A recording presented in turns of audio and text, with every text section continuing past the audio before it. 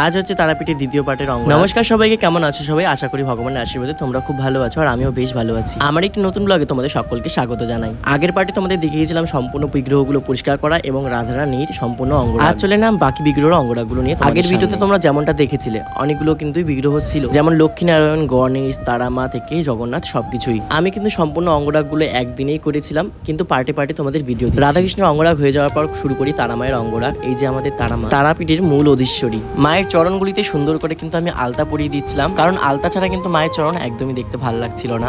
আর মায়ের এই মুখশ্রীটা এত সুন্দর হয়েছে কি আর বলবো। তারাপীঠ থেকে যাওয়ার পর এবং আবার তারাপীঠ এসে মা তারা যেন আমার পিছুই ছাড়ছে না, কারণ প্রত্যেকটা বাড়িতে গিয়েই মা তারার অঙ্গরাগ আমাকে করতে হচ্ছে। এদিকে লক্ষ্মী নারায়ণ সাথে জগন্নাথ সম্পূর্ণ কিন্তু আমি কমপ্লিট করে ফেলেছি, আর ছিল সাথে গণেশ, আর সবগুলোই বিগ্রহ ছিল কিন্তু পিতলের। আমি কিন্তু 13 তারিখ অর্থাৎ কালকেই কিন্তু যাচ্ছি শিলিগুড়ি। তোমরা যারা যারা শিলিগুড়ি থেকে আমাকে কন্ট্যাক্ট করতে চাইছো অবশ্যই কন্ট্যাক্ট করতে পারো অঙ্গরাগের জন্য। আজকের মতো এখানে শেষ করছি। জয় মা তারার জয়।